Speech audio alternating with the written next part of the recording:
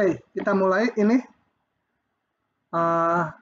bab 10, sistem persamaan diferensial linier. Sebenarnya sistem persamaan diferensial kita udah bahas di bab 8, 7 ya. Bab 7. Nah, jadi beberapa yang dipakai di bab tersebut akan dipakai lagi di sini. Cuma di sini akan mempelajari yang sistemnya linier. Nanti kita lihat apa itu linier, cuma lebih mendalam. Oke, kita mulai dulu dengan pengertian sistem persamaan diferensial linier dimensi 2. Maksud dimensi 2 di sini persamaannya hanya ada 2 buah. Gitu ya. Jadi fungsinya hanya ada 2 buah. Oke, kita lihat dulu. Jadi bentuk umumnya seperti ini. Perhatikan di sini variabel bebasnya T dan biasanya berhubungan dengan waktu. Ini populasi ya nanti. Nah, X1 dan X2 fungsinya. Jadi X1 fungsi T, X2 fungsi T. A ini adalah koefisiennya diketahui. A11, A12, A21, A22 diketahui. Fungsi G juga diketahui. Gitu ya. Tujuan kita apa? Yang mencari solusi X1, X1T-nya apa, X2T-nya apa gitu ya. Nah, kita nanti akan bekerjanya mungkin dalam bentuk matriks. Kelihatannya pakai matriks menyulitkan padahal memudahkan gitu ya. Karena nanti berhubungan juga dengan nilai eigen yang udah pernah dibahas. Oke, persamaan di atas ini bisa kita tulis sebagai ini. dx1 dt, dx2 dt sebagai vektor.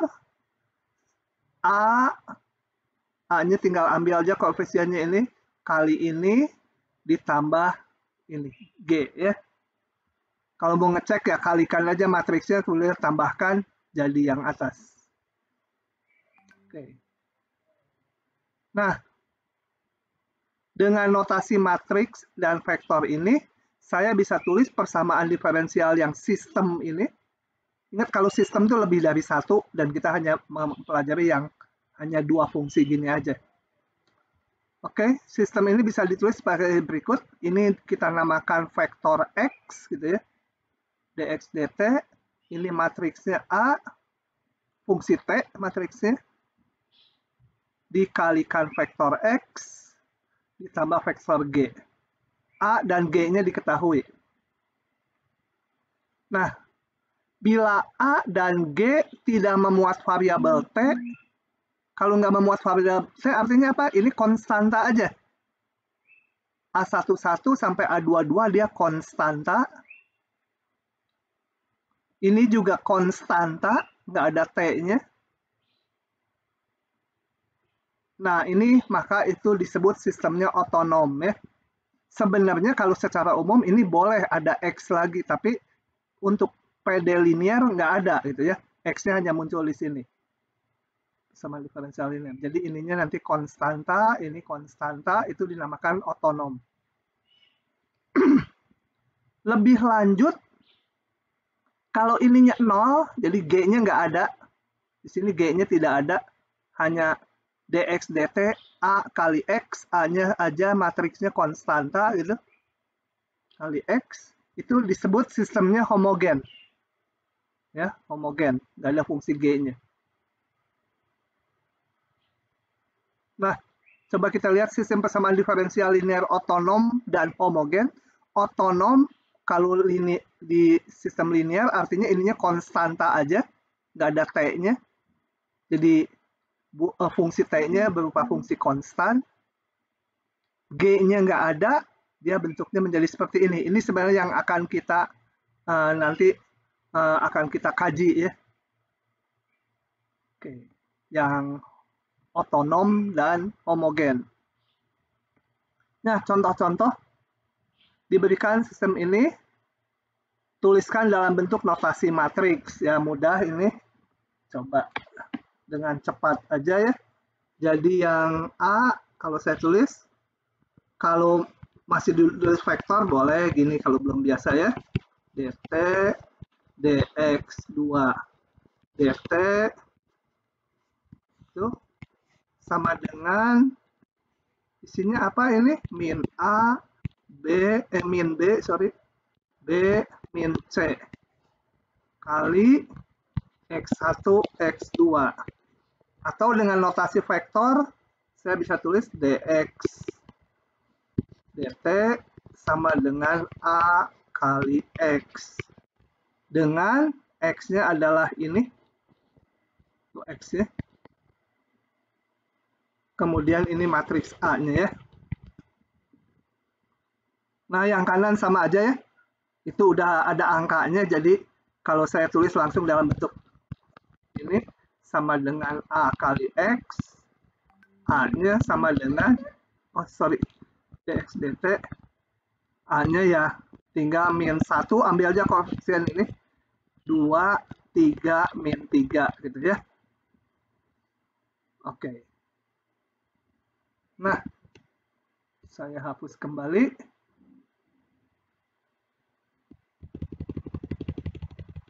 Oke, agak berisik ya karena ada lagi ngeringin si guguk pakai hair dryer. Oke. Nilai kesetimbangan sama dengan yang udah kita kenal. Pasangan nilai X1 topi, X2 topi. Kenapa sih pakai topi? Ini karena nilai tertentu nanti ininya ya, angka tertentu atau bisa aja berbentuk persamaan. Itu disebut nilai keseimbangan dari sistem persamaan diferensial sama dengan waktu di bab 7, yaitu ini. Turunan X1-nya 0, turunan X2-nya 0. Artinya apa? Ini menggambarkan bahwa X1 nilainya udah nggak berubah lagi, kan turunannya 0. Kalau turunannya 0 berarti gradiennya 0 atau laju perubahannya 0, artinya ya praktis udah konstan gitu ya. Demikian juga X2-nya. Dan karena ini sistem, maka yang dimaksud dengan nilai kesetimbangan adalah yang memenuhi kedua ini. Nah, hal ini berarti apa?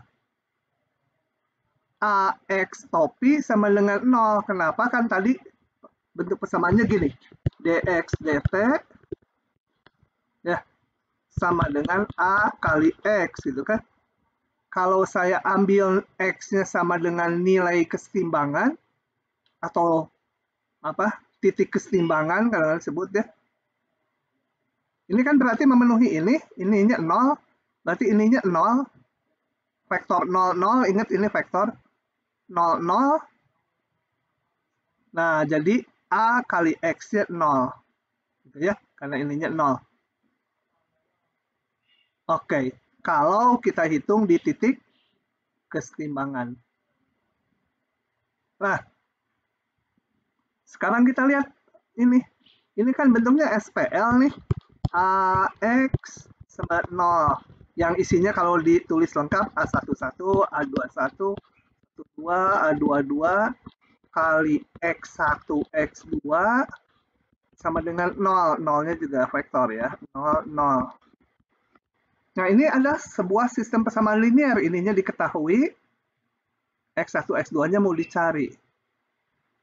Yang udah pasti sekali, kalau X1-nya 0, X2-nya 0, pasti solusi ini kan. Pasti memenuhi ini. Berapapun A11, A12, A21, A22-nya berapapun, kalau ini 0, kita kalikan pasti memenuhi. Nah, apakah solusinya cuma itu aja? Kita lihat gini. Bila solusinya tunggal, kalau tunggal pasti X1-nya 0, X2-nya 0. Karena X1, X2 sama 0 itu solusi. Itu udah pasti solusi. Kalau cuma tunggal, cuma itu aja solusinya. Ini, kondisi ini disebut generik. Dan kalau tunggal, cirinya apa? Determinan ininya tidak 0. Jadi kalau determinan ini tidak 0, itu disebut generik. Dan solusinya cuma ada ini. Gitu ya. Oke. Bila ininya 0, balik lagi ke sini. Kalau determinan ini 0, maka solusinya akan banyak tak hingga buah. nggak mungkin nggak punya solusi, karena tadi 0, 0 pasti solusi. Nah, kalau ini determinannya 0, singular matriksnya, maka solusinya bisa banyak. Ya. Nah, bila determinan 0, kok nanti ini disebut kondisinya non-generic. Oke, pada masalah-masalah biologi atau pertumbuhan populasi, hampir semua permasalahannya bersifat generik. Kenapa generik? Masuk akal gitu ya. Masa solusi AX sama dengan nolnya bisa banyak, kemungkinannya ya enggak gitu ya. Jadi nanti ke belakang kita hanya mengamati yang determinannya enggak nol, sehingga diperoleh solusi yang apa? Bukan solusi, nilai kesetimbangan yang hanya 0,0, nilai kesetimbangannya. Gitu. Kumpulan titik-titik pada bidang fasa, apa itu bidang fasa? Ingat, bidang fasa itu yang dibangun dari kedua fungsi ini, X1 dan X2. Ya. Nanti mau dilihat perilaku solusinya di bidang fasa, seperti pada bab 7. Oke. Kumpulan titik-titik pada bidang fasa yang memenuhi dx1 dt0, ini dulu udah pernah dinamakan x1 null Klein ya. X1 null Klein itu yang turunan X1-nya sama dengan 0. X1 null Klein, demikian juga yang memenuhi ini disebut X2 null Klein. Nanti X1 null Klein dan X2 null Klein kita potongkan, irisannya itu adalah yang memenuhi keduanya ini. Potongannya adalah nilai kesetimbangan. Nah, kita lihat karena sistem persamaan diferensial linier homogen, kita lihat kalau ini dinolkan apa artinya? Kita lihat yang ini aja. Berarti ini 0. Kalau ini 0, ini kan persamaannya berbentuk garis lurus ya. Kalau digambar di bidang fasa antara X1 dengan X2. Saya punya persamaan ini sama dengan 0. Nah, berarti apa? X1 sama dengan 2X2 atau X2 setengah X1. Ya. Garis lurus ya. Demikian juga ini. X2 null Klein ini kan dibikin 0. Saya dapat persamaan X2 sama dengan X1. Garis lurus. Jadi null Klein-nya di PD linear sistem persamaan diferensial ini pasti berbentuk garis lurus. Nggak mungkin berbentuk lengkungan gitu ya. Kalau di bab 7 bisa aja misalkan ini bentuknya kuadrat. Nah, nanti X1 null Klein-nya kan memenuhi ini sama dengan 0 atau X1 sama dengan 2X2 kuadrat. Nah, itu kan berbentuknya parabola. Kalau di sini nggak mungkin karena linear, semua pangkat 1. Jadi pasti null Klein X1 maupun X2 bentuknya garis lurus. Ya, memenuhi ini secara umum. Ini dari mana? Dari tadi AX sama dengan 0. Oke. Contoh. Gambarkan X1 null Klein dan X2 null Klein dari sistem persamaan diferensial ini. Moga-moga ada solusinya, lupa saya. Oh, nggak ada. Berarti harus saya crop. Saya kerjakan ya.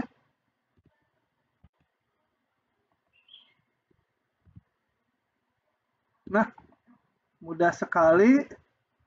Hari ini mah kuliahnya rada mudah. Nanti yang pertemuan berikutnya rumit.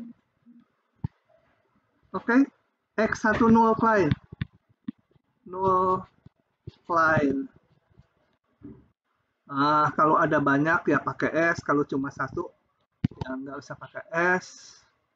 Itu dx1 dt sama dengan 0, ekuivalen dengan min x1 ditambah 2x2 sama dengan 0, atau saya selesaikan x1 sama dengan 2x2. Ya, atau x2 setengah x1. Serah enak mana. X2 sama dengan setengah X1. X2 null klein, dx2 dt sama dengan 0, 3x1 min 3x2 sama dengan 0, saya dapat x 2 sama dengan x1 ya. Dari sini ini gambar. Kemana? Bentar, mau saya hilang.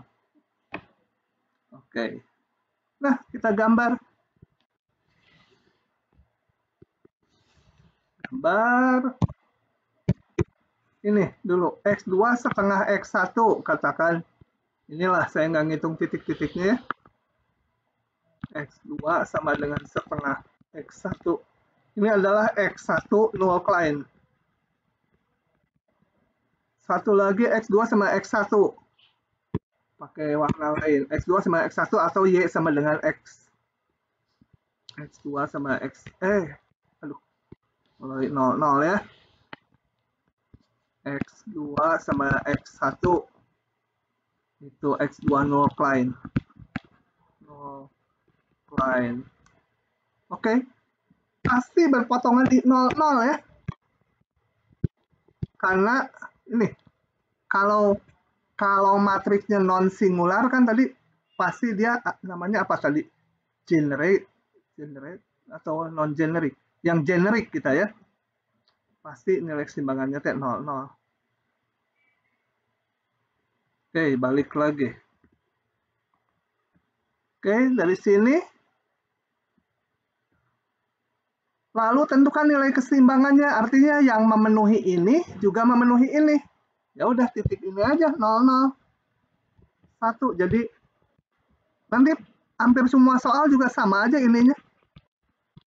Jadi nilai keseimbangannya adalah sama dengan di 0,0 gitu ya. Ya kalau mau ditulis vektor juga boleh. Vektor 0, 0 artinya X1-nya 0, X2-nya 0. Begitu. Paham tidak? Eli, paham nggak Eli? Eli kemana nih? Eli. Paham nggak? Kabur kamu tadi ya? Enggak, Pak. Hah? Koneksinya agak. Oh ya, oke. Yang lain dulu. Ruth Natasha, paham tidak? Pak. Oke. Cut Diva. Paham tidak? Sambil ngabsen. Iya, Pak. Siapa yang nggak paham, tolong ngasih tahu. Giant Gideon. Gian, Giant. Pak. Gian, Pak. Gian ya, Giant beda lagi nulisnya. Tapi Giant aja biar besar. Pristandini. Mana Pristandini? Paham, Pak. Paham nggak? Paham, Pak.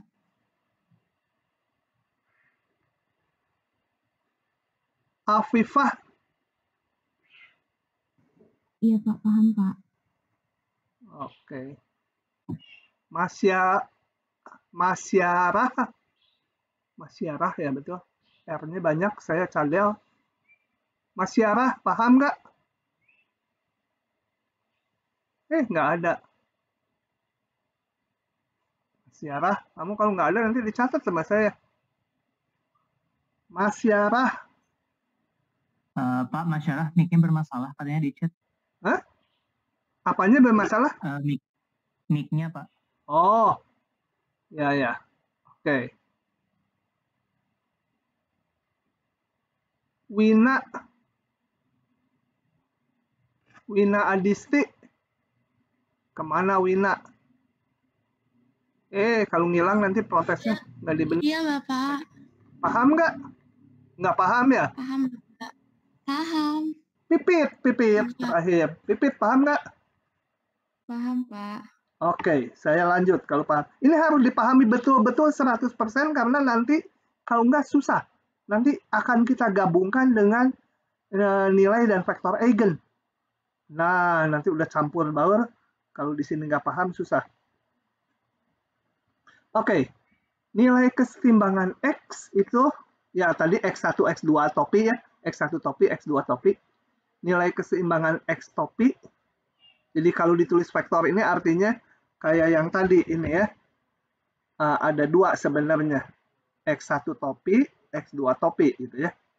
Dan di masalah kita sebenarnya nilai kesetimbangannya 0,0 aja. Karena mengamati sistem yang tadi apa namanya? Generik ya. Saya ketukar-tukar. Soalnya yang generik itu non-singular matriksnya. Kalau yang non-generik matriksnya singular. Non-nya terbalik gitu ya. Oke.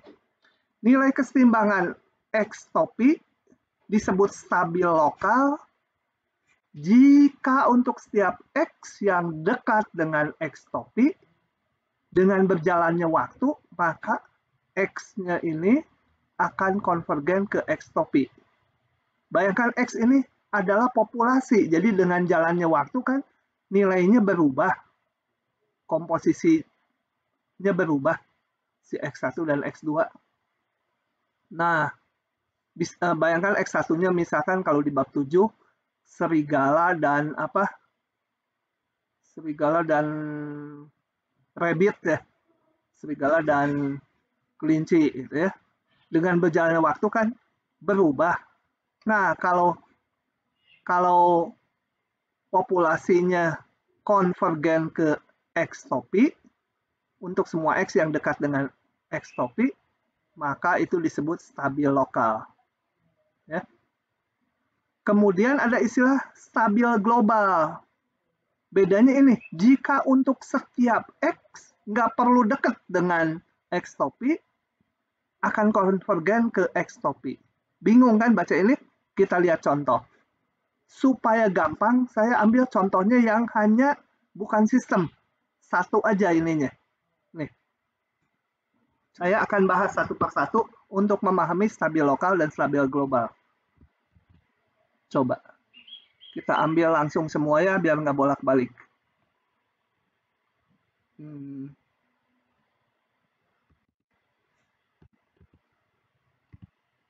Oke, yang ke satu dulu. Ini nggak sistem, ya nggak sistem, nggak apa-apa. Tapi konsepnya sama aja.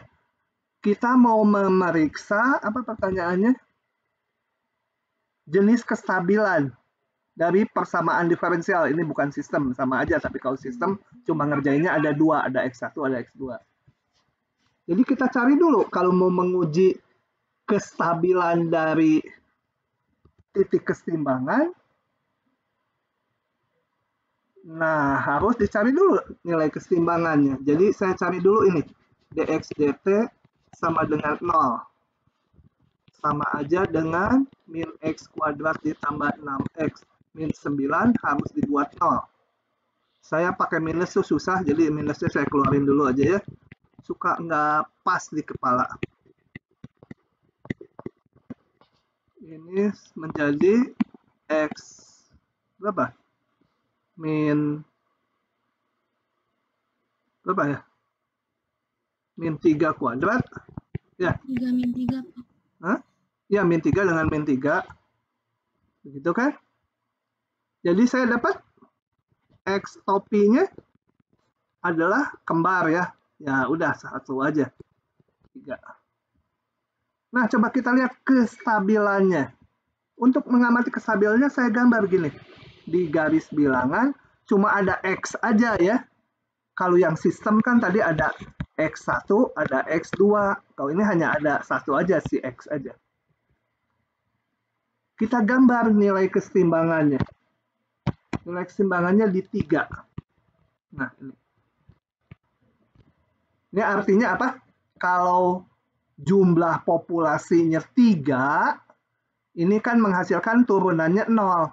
Dia akan ya stabilnya terus di 3 terus. Dengan berjalannya waktu ya 3 terus karena apa? Kalau X-nya 3, dx dt-nya 0. Jadi laju perubahan X-nya 0, nggak berubah gitu populasinya. Ya mungkin berubah, yang lahir dan yang mati sama banyak, bisa juga.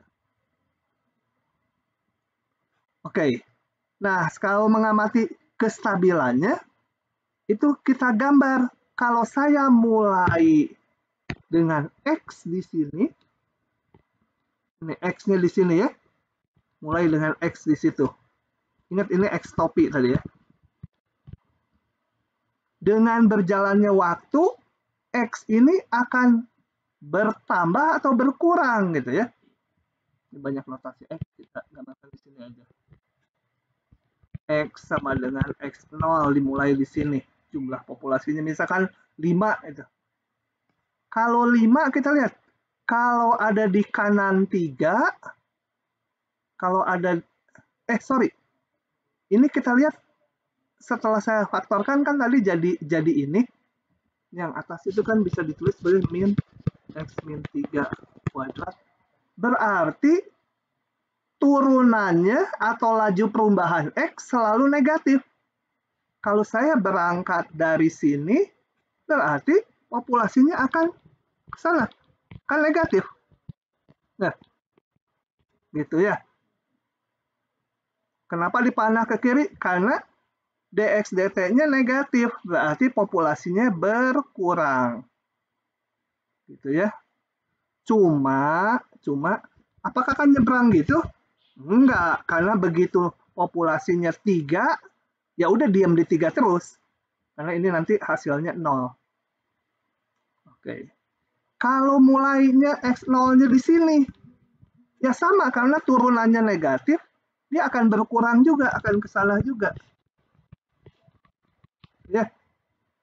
Nah, dari sini kita lihat bahwa kita kembali ke definisinya tadi.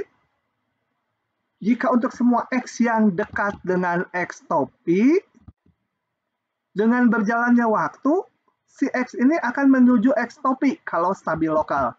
Ini enggak, yang di sini memang menuju ke 3, kalau mulai populasinya di sini, meninggalkan 3, ya ini enggak stabil. Tidak stabil ya. Tidak stabil. Boro-boro stabil global, stabil lokal aja enggak. Yang kedua saya bahas. Oke, ini langsung karena udah difaktorkan, X topinya ada 3 ya. X topi yang ke-1 itu 1, X topi yang kedua adalah 3, X topi yang ketiga adalah 4. Oke, paham ya? Tinggal dibuat ini 0 gitu. Kenapa jadi abu-abu? Tinggal membuat ini 0, turunannya 0, didapat ini. Kita periksa lagi. Mulai gambar lagi garis bilangan. Ini menggambarkan banyaknya X, populasi. Kemudian kita gambarkan nilai-nilai kesetimbangannya di 1, 3, 4. Ya. Ini nilai-nilai atau solusi kesetimbangannya. Nah, kemudian kita periksa lagi di interval yang ada di situ. Kalau X-nya ada di kanan 4, di kanan 4, kita lihat turunannya. Katakan bayangkan aja 5. Ini positif, 5,1. Ini positif, ini positif. Artinya apa? Kalau ada di kanan 4, maka dx dt-nya positif. Artinya apa? Populasinya akan bertambah. Jadi kita gambar ke sana. Gitu ya. Kenapa nggak pakai tanda plus min gitu yang kayak dulu? Itu mah untuk menentukan maksimum minimum. Kalau ini ingin tahu tren dari populasinya bertambah kalau lebih besar dari 4. Kalau di antara 4 dan 3, bayangkan 3,5. Positif, positif, negatif. Seluruhnya negatif. Berarti trennya mengecil populasinya ya. Gitu. Kemudian kalau di antara 1, 3, 2 lah. Positif, 2. Positif, negatif, negatif ya, X-nya 2. Jadi, trennya seluruhnya positif ya. Sana. Dan kalau lebih kecil dari 1, ini negatif, negatif, negatif. Jadi seluruhnya negatif ke sana. Nah, dari sini kita lihat mana yang titik keseimbangan yang dituju kalau waktunya bertambah. Yang ini ya, ini menuju 3, dari sini 3. Nah, 3 stabil lokal. Lokal. 4, wah sangat tidak stabil, ditinggalkan kok. Kalau populasinya tadi di sini, dia menambah ke sana terus. Kalau di sini, lari ke sini populasinya. Ini juga tidak stabil. Nah, apakah stabil global? Kalau stabil global, coba lihat lagi ininya. Jika untuk setiap X berlaku, dia selalu konvergen ke sini, ke nilai keseimbangan. Coba, sekarang saya balik lagi ke sini. Kalau saya ambil X-nya di sini, mana di sini? Nanti X-nya di sini, betul kan lari ke sana. Di sini lari ke sana. Tapi kalau ambil di sini, kan tidak lari ke sini ya. Tidak ke sana. Tidak. Ya ke kiri kan. Nah, jadi ini stabilnya hanya stabil lokal aja. Kalau stabil global itu dimulai dimanapun, nantinya konvergen ke sini. Ya, bedanya lokal dan global. Yang global itu nanti contoh yang ketiga. Oke. Kita kerjakan lagi contoh ketiga. Yang C, bukan ketiga. Di sini nilai keseimbangannya adalah ini sama dengan 0 atau X-nya sama 0. Kita gambar lagi. Jelek. Nilai keseimbangannya 0. Kita lihat turunannya. Kalau berada mulai populasinya di kanan 0, ini kan menjadi negatif turunannya ya. Kalau di kanan 0, turunannya negatif. Artinya apa? Populasinya akan turun. Entah mulai di yang manapun di sini, akan turun. Mulai di sini akan turun, di sini akan turun. Kalau populasinya dimulai di kiri 0, ini X-nya berarti negatif ya. Kalau kiri 0, X-nya negatif, dipangkatkan 3 negatif, kali min jadi plus. Jadi kalau mulai di kiri 0, tanda dari turunannya ini positif, artinya bertambah. Nah, ini kita lihat stabil global, karena mulai yang dimanapun akan konvergen ke sana. Nggak peduli yang manapun akan ke sana. Jadi untuk setiap X yang dimulainya dimanapun, konvergen ke sini. Ini stabil global. Yang ini tadi stabil lokal, karena kalau mulainya dekat-dekat dia, benar konvergen. Kalau jauh dari dia, enggak ternyata ke sana. Gitu ya. Oke, Pipit paham nggak stabil lokal sama global? Paham, Pak. Sama mau nanya juga, Pak. Ya, silakan. Kalau udah stabil global itu berarti udah tentu stabil lokal juga ya, Pak? Pasti tentunya. Ya. Yang stabil global pasti stabil lokal. Yang stabil lokal belum tentu stabil global. Oke.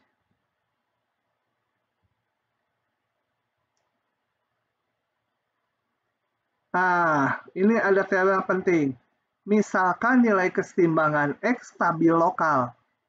Stabil lokal bisa jadi global ya. Ada kemungkinan gitu.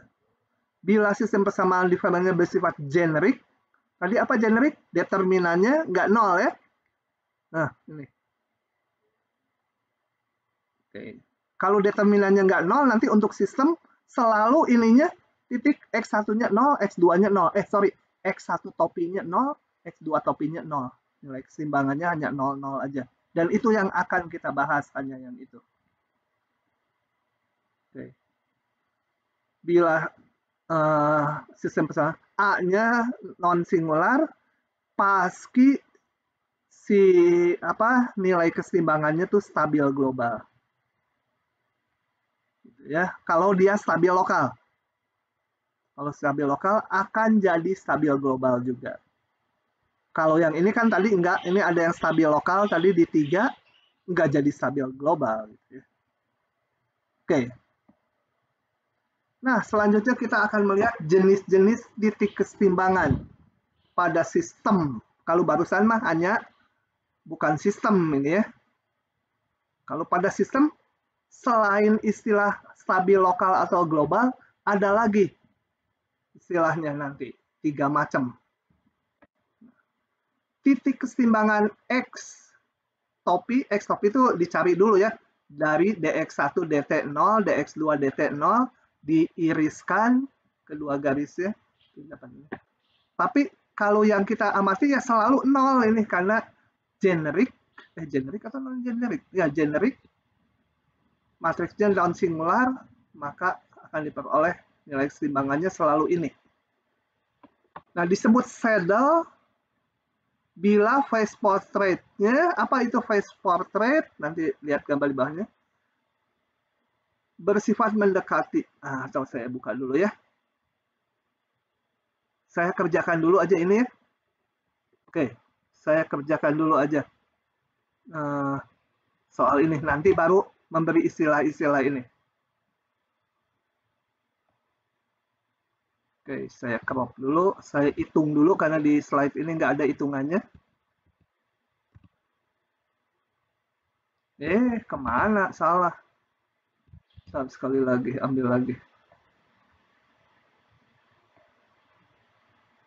Pindah Word. Loh, kok nggak ada? Oh, itu jadi. Oh, lambat. Ini apa lagi bawahnya?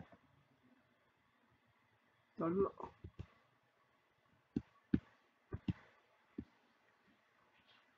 Kok ngaco. Sebentar ya. Di delete dulu aja.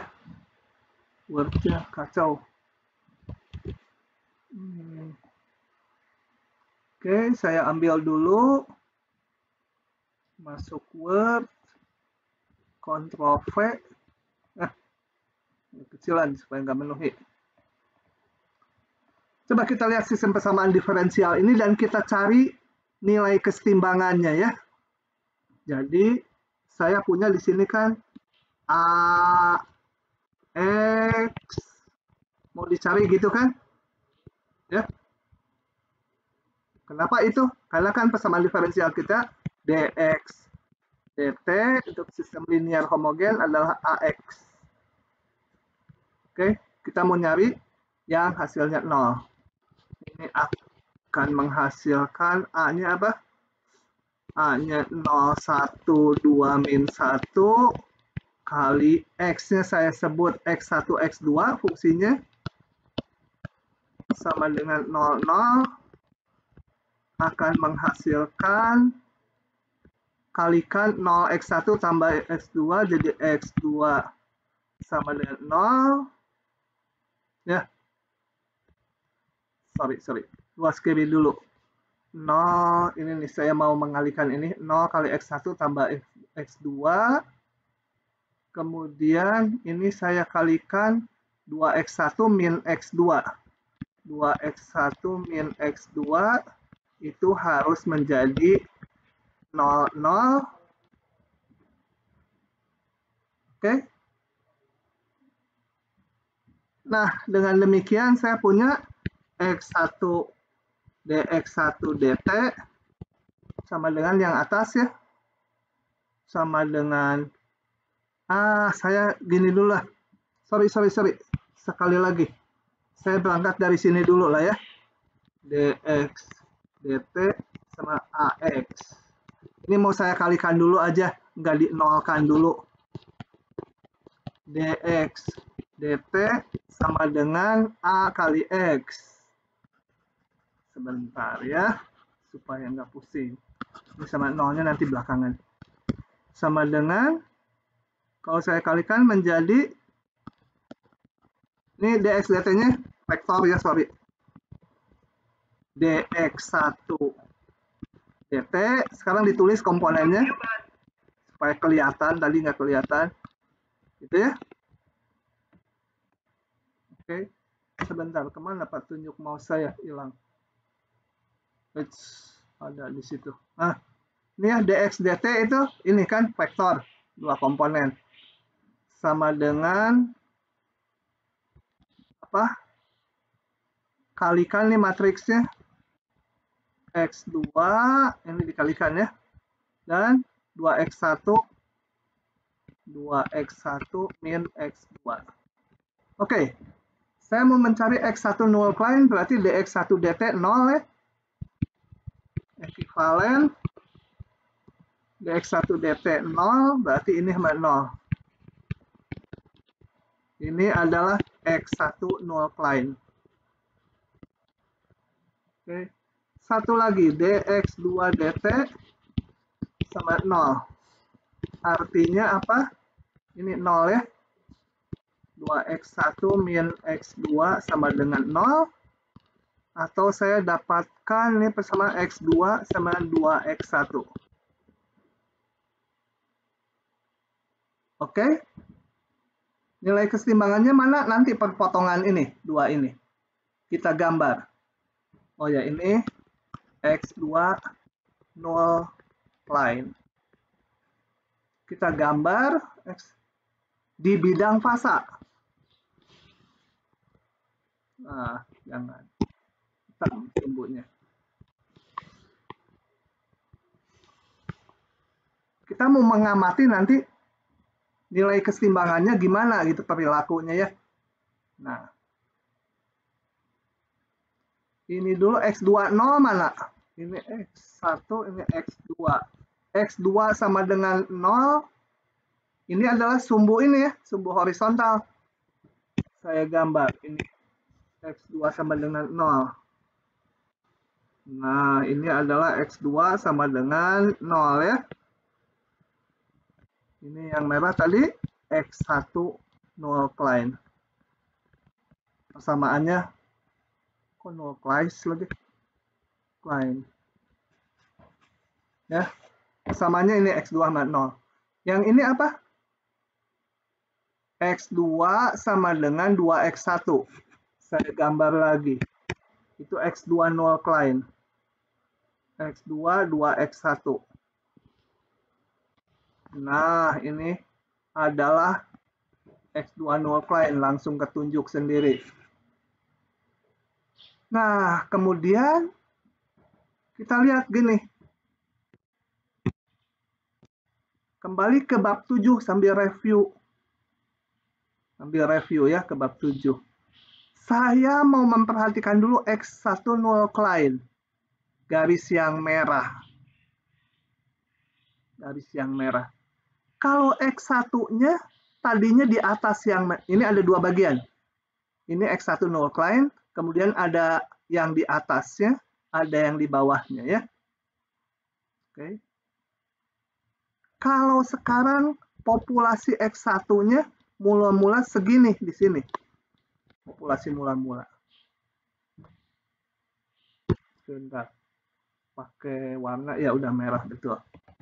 Maka ini x1-nya sekian ya. Nah, maka dengan berjalannya waktu, maka x1 bertambah atau berkurang?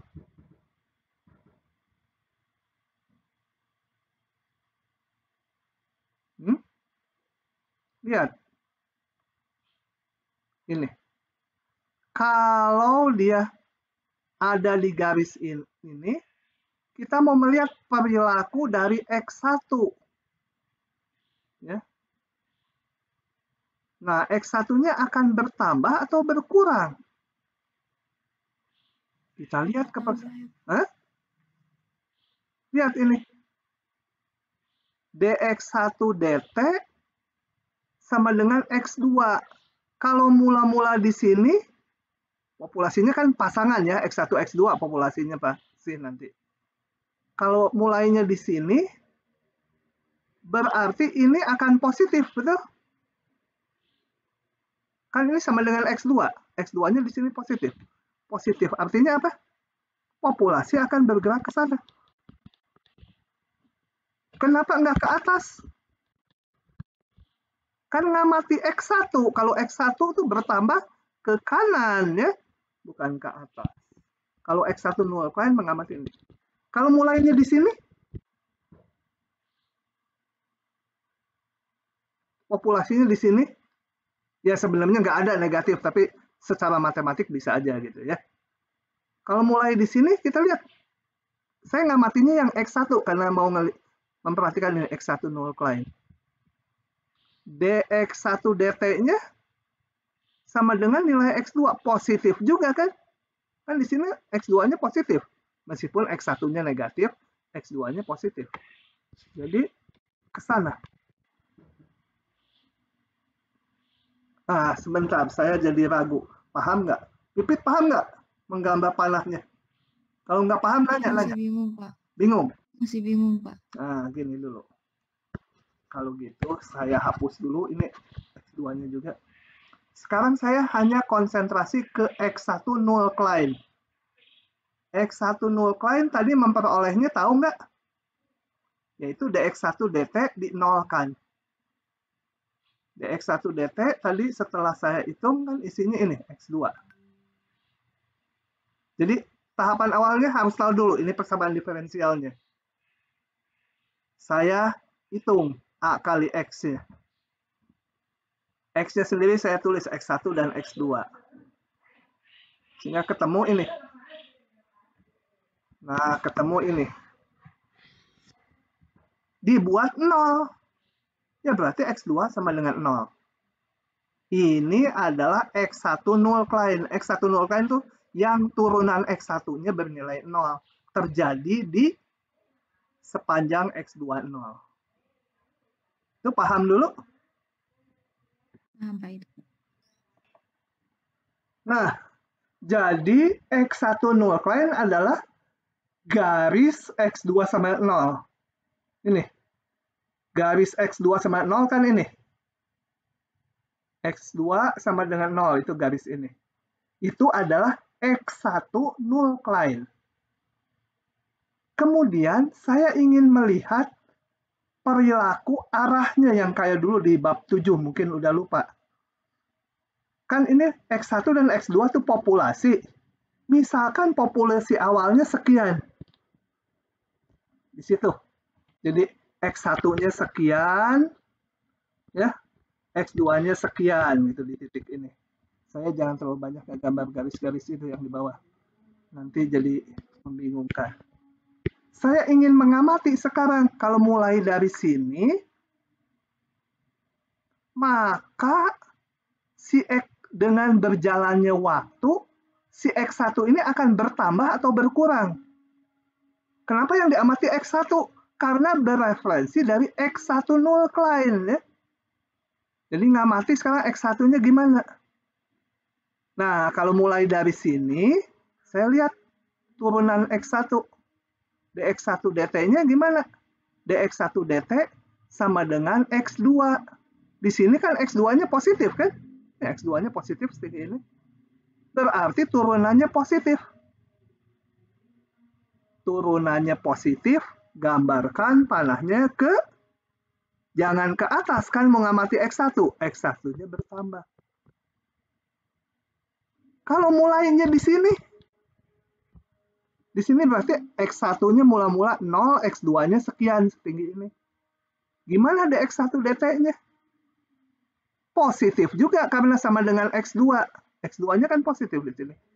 Kanan juga. Mulainya di sini.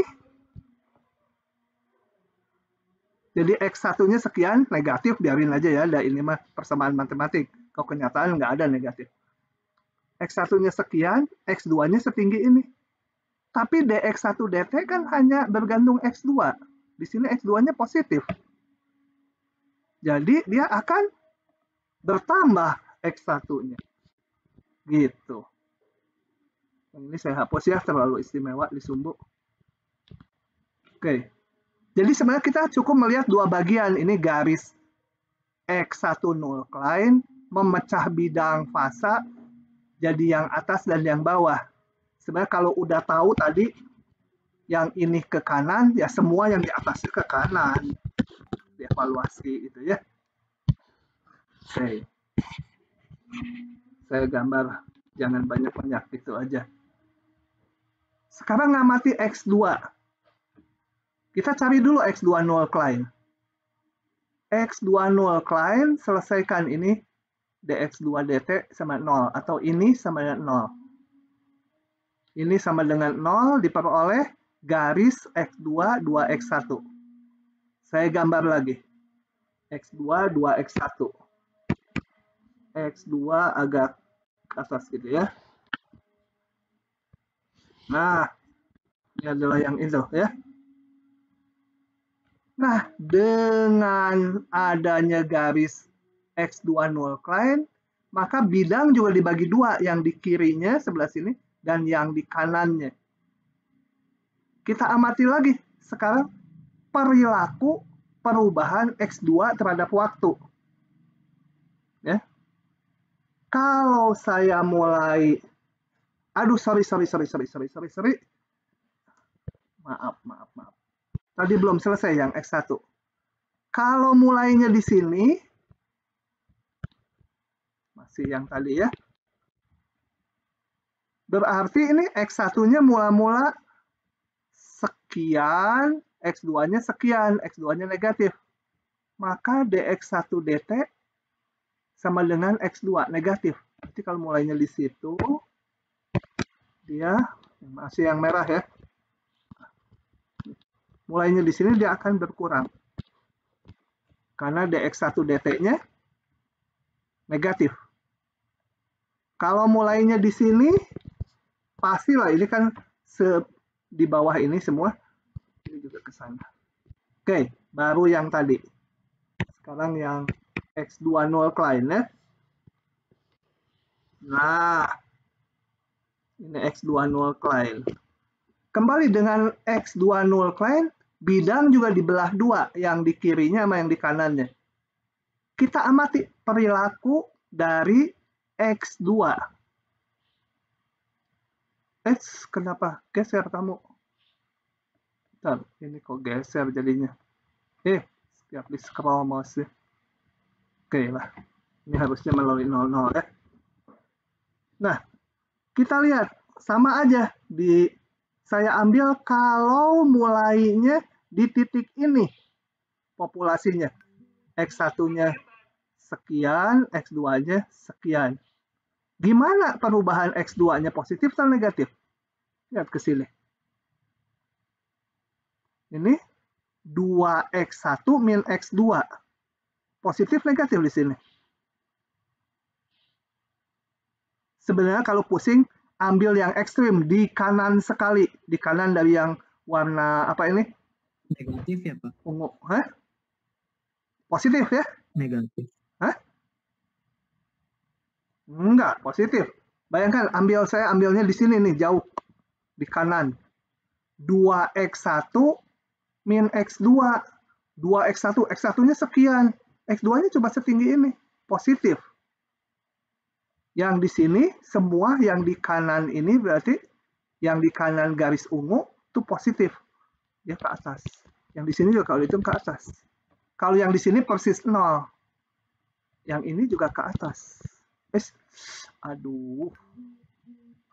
Suka melenceng. Nah, gitu. Semua yang ada di bawah garis ini ke atas. Ya. Karena kita cukup sebenarnya nguji satu aja yang di sini paling ekstrim. X2-nya 0, 2x1-nya positif ini. 2x1 min x2 positif. Berarti yang semua yang di bawah sini pasti positif. Dan gambarnya vertikal ya, karena kita ngamati nilai x2. Berarti yang di kirinya ini ke bawah. Gitu. Yang ini ke bawah. Oke? Nah, konsekuensinya apa sekarang? Kalau saya punya kondisi awal di sini, nilai X1 dan X2-nya, dengan berjalannya waktu, dia akan bergerak mengikuti ini. ke kanan dan ke atas. Ke kanan dan ke atas gitu ya. Gitu. Kemudian kalau dia nabrak ini, lanjutnya kemana? Dia ke kanan dan ke atas. Tadi saya salah ngomong. Ke kiri dan ke atas. Ini ke kiri dan ke atas. Yang ini ke kanan dan ke atas. Aduh. Nah. Sampai sini nanti ini ke kanan dan ke atas. Arahnya. Ke sana jadinya. Tuh. Itu dinamika populasinya, perubahan populasinya terhadap waktu yang dimulai di sini. Dimulai di sini. Kalau saya mulai di sini, ya dia masuk kiri dan atas, kiri atas ke sana. Kiri atas terus selama di daerah sini kan kiri atas terus. Kiri atas, kiri atas, kiri atas. Ya mungkin juga jalurnya nggak seperti yang saya gambar. Bentar ini nggak bisa menghapus. Nah, mungkin aja mulai di sini, kurvanya mungkin ini kan kualitatif mungkin aja gitu. Pokoknya ke kiri atas ya. Nggak pernah ke kanan. Jangan membelok itu. Harus kiri atas terus. Jadi kalau dimulai di sini, jangan terlalu jauh lah. Di sini, ya kiri atas, kiri atas, kiri atas, kiri atas. Masih ke kiri dan ke atas. Begitu di sini, ke kanan dan ke atas. Itu bentuk solusinya. Kalau mulainya di sini saya, terserah di mana di sini. Berarti dia bergerak ke bawah, kiri dan bawah. Kiri, bawah. Ke sana ya. Tuh. Jadi kalau salah. Panahnya ke sana. Kalau dilanjut ke sini, kalau mulainya di sini, ke kanan dan bawah. Kanan, bawah. Kanan dan ke bawah. Nah, gitu ya. Oke, paham tidak? Kalau mulainya di sini, gimana? Ada susah ngegambarinnya, itu berarti juga ke kanan dan ke bawah. Ke kanan, ke bawah, gitu ya. Bukan, salah saya. Ini nggak bisa dihapus. Kanan, bawah. Benar ya? Kanan, bawah. Kanan, bawah. Kanan, bawah. Kalau memotong ini, sebentar, jadi bingung. Itu dulu. Ngintip aja kalau gitu. Tah. Oh ya, ini kanan bawah ke sini terus ke sana ya. Tuh, saya nggak pintar gambarnya ini. Kanan bawah, begitu masuk sini menjadi kanan atas. Tuh enggak. Jadi yang mulai dari sini kanan bawah, kanan bawah, kanan bawah, begitu sampai sini kanan dan atas ke sana. Gitu ya. Yang di sini juga mungkin ya pola-polanya saya lihat di sini aja udah gitu ya. Ini semua mana? Ini digambar dari tadi, mulai dari sini kanan bawah, kanan bawah, kanan bawah, kiri bawah gitu ya. Kayak tadi. Paham? Nah, berarti ini kurva-kurva solusinya. Yang seperti ini dinamakan saddle. Saddle itu cirinya apa? Awalnya, ini kan tadi titik keseimbangannya ini ya. Yang udah kita hitung. Nilai keseimbangannya ini kan perpotongan X1 null klein dan X2 null klein. Nah, kita lihat perilakunya. Kalau dimulai di sini, dia mula-mula mendekati ke nilai keseimbangan. Udah gitu ngejauh lagi. Ikuti panahnya. Dimulai di sini, mendekati nilai keseimbangan. Meskipun nggak ke sana ya. Tapi relatif mendekati, udah gitu menjauhi lagi. Ini, mendekati, menjauh. Yang dari sini juga sama. Mendekati titik 00, kemudian menjauh. Yang di sini sama, tadinya mendekati titik 00, begitu menjauh. Nah, pola-pola seperti ini namanya disebut kondisinya saddle. Ya.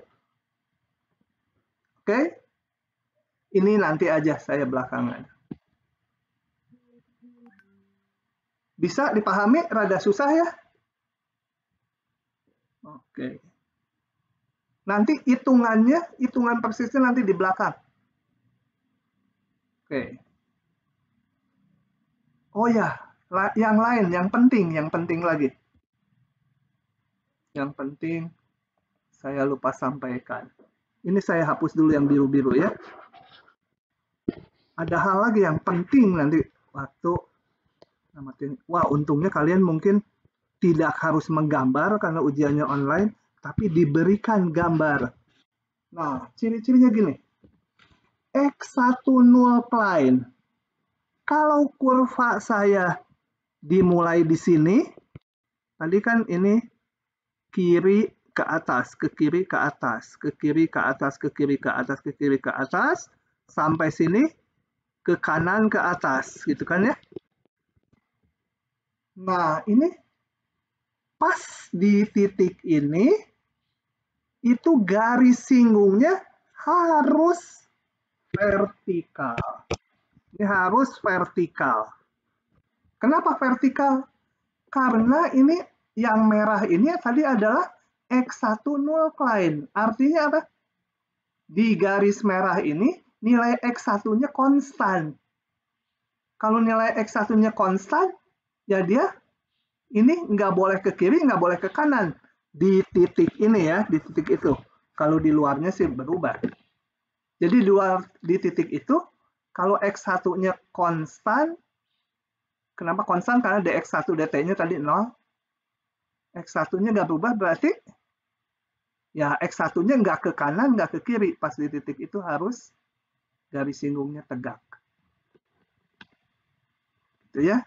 Kemudian lagi, kalau yang memotong X2, tadi kalau di sini, kanan bawah, kanan bawah, kanan bawah, kanan bawah, kanan bawah, kanan bawah, kanan bawah, terus motong ini berubah menjadi kanan atas.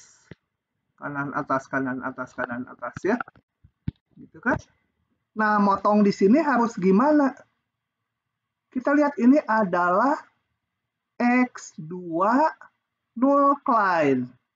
Kalau X2 null cline artinya X2-nya tidak berubah. Kalau X2 tidak berubah berarti X2 harus berupa garis horizontal ya. Ini kan X2-nya konstan tuh. Kalau ini X2-nya kan konstan. Kalau agak miring gitu, X2-nya berubah. Turun naik. Jadi di sini, di titik ini, garis singgungnya harus mendatar. Potongannya. Jadi saya nggak boleh kayak gini. Ini harus mendatar. Bentar, pakai warna hijau. Ini harus mendatar di situ. Karena X2-nya nggak berubah itu. Baru ininya saya gambar. Nah, pokoknya di situ harus mendatar ya, gambar saya jelek sih. Ya. Jadi kalau memotong X2 null cline, ini harus mendatar potongannya. Kalau memotong X1 null cline, harus tegak. Ini. Gitu. Ada bingungin ya. So, kalau diperhatikan nih, saya perbesar lihat. Semua yang di sininya horizontal tuh. Kalau gambar saya tadi kan jelek sih. Jadi nggak terlihat, dia harus horizontal. Yang di sini semua tegak potongannya. Memotong X1 null cline pasti tegak. Memotong X2 null cline dia horizontal. Oke, nanti akan diulang lagi ini. Digabung dengan Eigen waktu mencari solusinya. Silahkan kalau mau bertanya dulu, harus paham benar nih. Saya akan ulangi kalau nggak paham. Halo, halo. Pipit bingung ya? Pak, saya mau nanya. Yang untuk nukleinnya itu nentuin plus minusnya itu dari turunannya itu ya, Pak? Betul, dari nilai turunannya. Jadi setelah dapat, saya ulang di pinggir ya. Tuh, kamu hanya nggak yakin aja. Ini tadi saya dapat X10 cline yang merah. Nah, setelah itu kita lihat yang di atasnya dan yang di bawahnya. Tapi saya biasanya digambar di semua kuadran. Kalau di atasnya, mulai aja titik, ambil di atasnya sini. Lihat ininya, dx dt-nya. dx1 dt. Kenapa dx1 bukan dx2? Karena ini x10 cline. X10 cline ya hubungannya dengan dx1. dx1 dt-nya sama dengan nilai x2-nya positif. Positif berarti dia ke kanan. Berarti semua yang di atas ini ke kanan. Tanpa dihitung, kalau udah benar ngitungnya pasti yang di bawah ke kiri. Jadi bidang selalu kebagi dua sama null cline-nya. Gitu. Yang ini sama. Lihat yang sebelah sini dan sebelah sini. Saya gambarnya biasanya di semua kuadran. Oke. Untuk apa ini panah ini? Menentukan kalau nanti populasinya ada di sini, dia berarti ke kanan dan ke atas. Gitu ngelihat resultan dari ini. Kalau di sini nanti ke kanan dan ke atas. Ke kiri dan ke atas. Ke kiri, ke atas ya gitu. Nah, udah paham Pipit? 70% lah ya. Iya, Pak. Nah. Oke, saya lanjut lagi. Yang gini nanti namanya saddle. Nanti ada hitungan detailnya. Digabung dengan nilai eigen yang lumayan rumit nggak hari ini. Yang kedua, nilai kesetimbangan itu ada yang namanya nodes. Ya. Sebentar dulu. Yang saddle ini tadi stabil lokal nggak? Enggak, karena awalnya memang dia mendekati, kemudian menjauh. Kalau stabil lokal kan harusnya kalau mulainya deket-deket sini, dia akan menuju ke sana konvergen. Ini mah enggak, yang di sini mulainya dekat, udah gitu menjauh. Ini enggak stabil lokal ya. Saddle tuh enggak stabil lokal. Yang kedua ada yang namanya nodes, yaitu bila semua phase portrait ini kurva-kurva solusinya ya, yang biru nih. Bila kurva-kurva solusinya bersifat mendekati titik kesetimbangan semua atau semua menjauhi titik kesetimbangan. Nah, ini bisa diamati di dua contoh ini. Kalian kerjakan lagi sendiri kayak tadi, cari X1 null cline, X2 null cline, gambar panah-panahnya. Ya. Nanti persis saya nggak akan ngulangi yang ini, nanti akan diperoleh kurva solusi ini harus kayak gini. Jadi kalau mulai di sini ke kiri dan ke bawah. Dan dia menuju ini. Kalau di sini nanti gambarnya ke sana. Jadi kalau dari sini tiba-tiba meloncat, memotong, ini nggak tahu X1 null cline atau X2 null cline, harus dihitung dulu. Memotong, tapi dia mengarahnya ke sana. Jadi kalau udah masuk sini, dia mengarahnya ke atas dan ke kiri. Kalau dari sini nanti ke kanan dan ke atas, gitu ya. Nah, jadi kurva-kurva solusinya seperti ini menuju ke nilai kesetimbangan. Nilai kesetimbangannya selalu 0,0 ya kalau di masalah kita. Nah, ini namanya kondisi ini nodes ya, nodes. Atau bisa juga sebaliknya, semua menjauh gitu ya.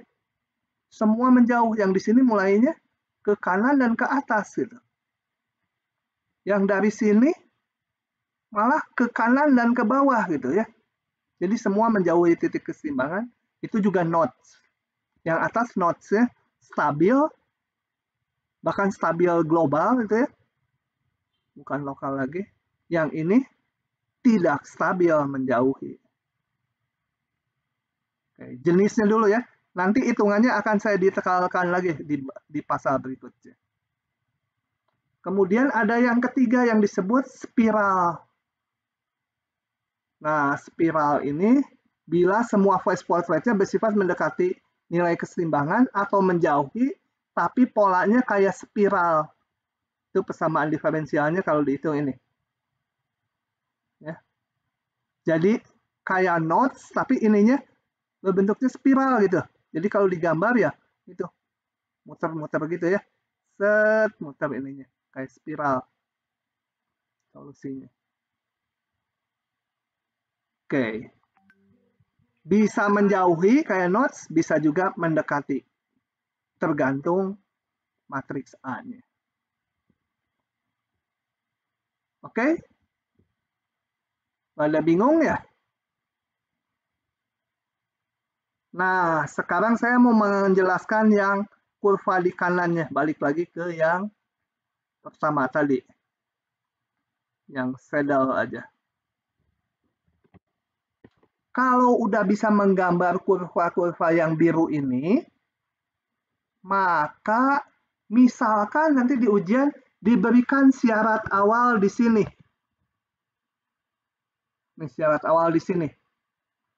Jadi waktu T-nya 0, X1-nya nggak tahu ini minus berapa, minus 2 ya. Kita gambar ini.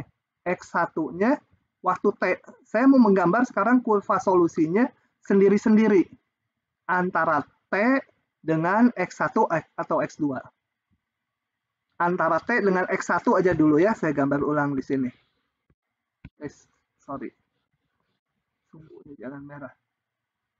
Ini susah di Word. Atau antarlah saya crop dulu aja. Saya crop dulu. Tuh.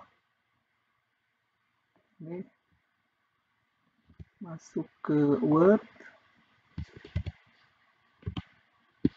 Nah, ini udah dapat, katakan kita udah ngitung ini. Mau menggambar kurva solusinya sendiri-sendiri. Kurva X1 dan X2. Kurva X2 terhadap T. Jadi saya mau menggambar kurva, merah aja. Saya mau menggambar sumbu T, katakan solusi dari X1. Ya, ini mewakili X1. Kita lihat, kalau mulai dari sini, berarti waktu T-nya 0, X1-nya minus 2 ya. Ini kan X1-nya. Min 2. Dia mulai dengan min 2. Min 1, min 2. Mulai di situ. Kemudian kita lihat nilainya. Nilainya dia akan X1-nya nih. Kalau ke sini berarti X1-nya bertambah, betul? Kan potongan kurva ini sampai sini itu ke kanan dan ke bawah. Tapi kita mengamatinya yang kiri kanan karena X1. Jadi ini ke kanan berarti X1-nya bertambah. Ya, nggak tahu sampai berapa bertambahnya ya. Sampai ini berapa? Kalau dilihat grafik ini 1,5. Nah, minus 1,5. Bertambah sampai min 1,5. Min 1,5 nggak di situ ya. Min 1,5 gitu. Kemudian dia ke bawah dan ke kiri. Kita hanya ngelihat yang kiri kanannya karena X1. Kemudian X1-nya ke kiri. Turun lagi. Terus turun kemana? Turun ke terus minta hingga. Gitu ya. Turun terus. Itu solusi untuk X1. Fungsi waktu. Sekarang kalau ingin melihat yang X2. Jadi ini katakan sebutnya X2. X2 kita lihat tuh. Mulai di sini. X2 berarti nilainya 2. Ya, ini tingginya 2 nih. 1, 2 di sini. Jadi mulainya 2. Di sini yang X2. X2 turun terus. Turun sampai 0. Kalau di sini X2-nya 0 kan? Turun dia sampai 0 gitu. Nggak tahu gini lengkungnya, nggak tahu gini gitu ya. Pokoknya turun. Setelah mencapai 0, turun terus juga menuju min tak hingga. Nah, rasanya nggak mungkin gini ya. Mungkin juga ini menuju min tak hingga. Ya, gambarnya ini kualitatif kan pokoknya. Dia turun terus, ini X2. Jadilah gambar yang di kanan ini. Jadi X1-nya mula-mula naik sampai -1,5. Ini -1,5. Kemudian turun. X2-nya mah turun terus. Supaya paham, sekali lagi saya gambar solusinya. Meskipun ini udah ada ya. Kita lihat kalau diberikan ini, kan bisa aja nanti ujian memasangkan dengan solusinya. Anggap ini kita belum tahu dulu.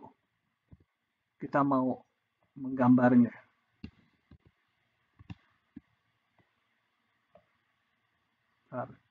Kegedean. Oke. Saya mau menggambar lagi solusi X1 dan X2-nya. Ada ruwet ya. Tenang, makin ke belakang makin ruwet. Pakai merah. Awalnya di sini. Nih ya, yang ini mau saya gambar nih. Yang ini mau saya gambar. Berarti awalnya X1-nya berapa? X1-nya 1, 2 ya. X1-nya awalnya 2. Kemudian kita lihat bahwa ini nilai X1 ke kiri terus. Ke kiri, nggak peduli ke atas ke bawahnya jangan dilihat. Hanya kiri kanannya aja kalau X1 tuh. Ke kiri terus menuju 0. Yang X1 berarti grafiknya gitu, menuju ke 0. Ya asimptotik lah. Ini grafik dari yang X1. Yang X2-nya gimana? Saya gambar pakai warna hijau. X2 mula-mula di sini berapa? X2 tuh ini, tinggi ini. Berapa itu? -1 ya. X2-nya awalnya -1. Kira-kira aja ini 1, jadi ini -1. Kemudian X2-nya kita lihat. X2-nya turun, kemudian naik menuju nilai 0. X2-nya turun, kemudian naik menuju 0 juga. Cocok nggak? Tuh, cocok kan? Turun dulu ini, sebentar turun, kemudian naik dia. Turun, X2-nya naik. Kalau X1-nya tadi ke kiri terus langsung turun. Turun menuju 0. Pahamkah Pipit? Pipit terus yang ditanya. Paham. Jadi Paham, kalau Pak. diberi yang ini, kalian harus bisa gambar. Katakan berangkat dari ini nilai awalnya. Berarti grafiknya ini. Nah, di sini harus bisa ngegambarnya. Gitu. Oke, jadi ada 3 macam, yaitu saddle, ya, saddle tadinya mendekati, kemudian menjauh, mendekati ke 0,0, terus menjauh. Kalau nodes ada yang semua mendekati atau semua menjauhi. Jadi yang nodes itu bisa stabil global atau tidak stabil. Kalau yang spiral kayak yang nodes cuma jalurnya kayak spiral gitu ya. Bentuknya. Nah, nanti akan dihitung nih. Ini kan kualitatif dulu, nanti akan dihitung betul-betul solusinya. Oke, saya pikir ini rada butuh mikirnya banyak. Jadi saya akan sudahi dulu sampai situ. Nanti KBF 4 sampai sini. Ya, karena berikutnya nanti menyangkut ini, nilai eigen segala nih. Digabung. Itu nggak ikut. Gitu ya. Mencari solusinya secara analitik, secara hitungan. Kalau ini kan secara kualitatif aja. Dikira-kira kecenderungan solusinya gimana. Nah, ini sampai sini nanti KBF 4. Oke, silakan kalau ada pertanyaan. Kalau masih bingung, tanya-tanya. Kita waktunya masih agak panjang. Silakan kalau mau nanya.